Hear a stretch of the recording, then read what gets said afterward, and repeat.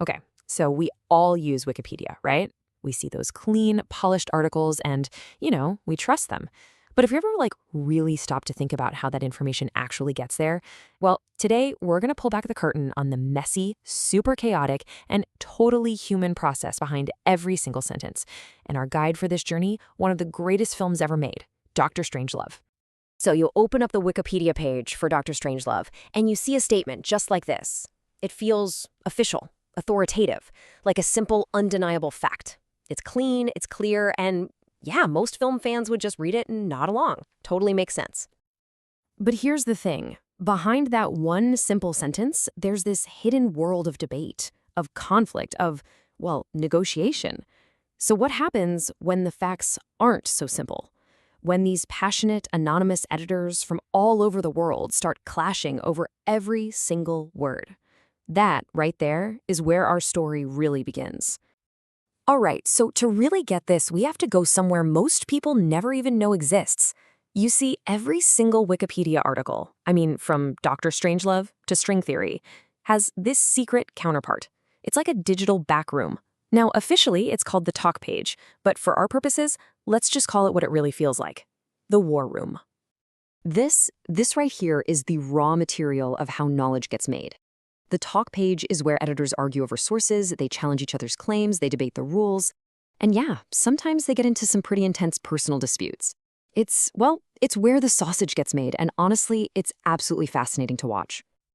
So, the first front in this whole war is really a battle for the facts themselves. This is where editors stop acting like librarians and start acting more like historical detectives, They're digging through sources, challenging every single assumption. And for a movie as layered as Dr. Strangelove, the details, they're everything. Let's take one of the most basic questions about the film. The answer seems like it should be simple, right? But on the talk page, it just explodes into this huge, complex investigation. Who was the real person that inspired Peter Sellers' iconic character? The editors put together this absolutely fascinating list of suspects. You've got Edward Teller, who was known for his, let's say, volatile personality. Then there was John von Neumann, the brilliant game theorist who was actually in a wheelchair for a time. They even looked at Rotwang, the mad scientist from the old silent film Metropolis. Every single one of these suggestions was intensely debated, sourced, and picked apart. And this quote just perfectly captures the whole process. After pages and pages of debate, an editor named Ed Fitzgerald looks at all the evidence and basically proposes a truce. Strangelove wasn't based on any single person. He was probably a composite of all of them. So the final fact isn't a simple answer. It's this nuanced conclusion born directly out of all that arguing. And you see this play out over and over again. For instance, there's that great bit of movie trivia that says the actor Slim Pickens had no idea he was even in a comedy. It's a fantastic story, but is it true? Well, an editor named Robert Brockway was not convinced. He threw down a direct challenge: find a reliable source. And that story, as fun as it was, just couldn't meet that high bar, so it was eventually cut from the article. You know what's really fascinating, though? These debates aren't even always about the movie. They really quickly turn into these meta-debates about what an encyclopedia is even supposed to be.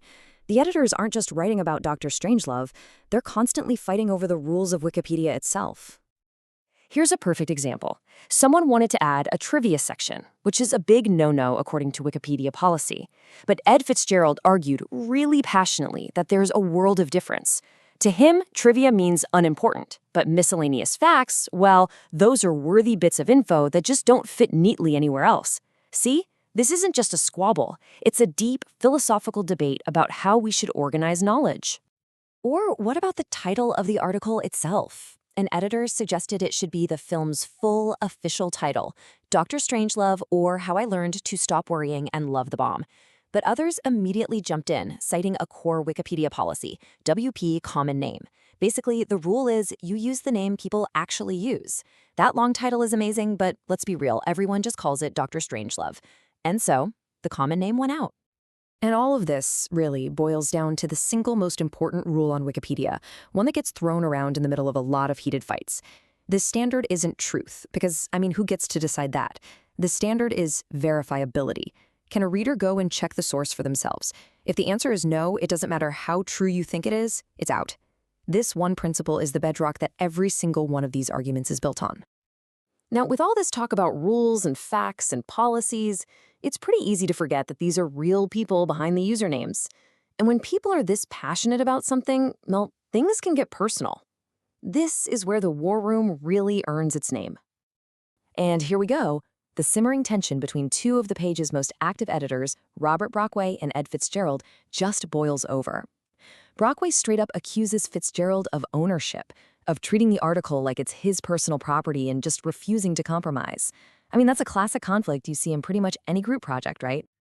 But Fitzgerald's response here is so revealing. He totally reframes the argument. He says it's not ownership, it's stewardship. He basically sees himself as a guardian, protecting the article from trolls and bad edits. And he believes that this protective instinct, this attachment, is actually what keeps Wikipedia from just falling into total chaos. And their whole fight really gets to the very heart of what Wikipedia is. Is it this radically open space where any edit is as good as any other? Or does it need this core group of dedicated, passionate stewards to maintain its quality? The answer, it seems, is a really uneasy mix of both.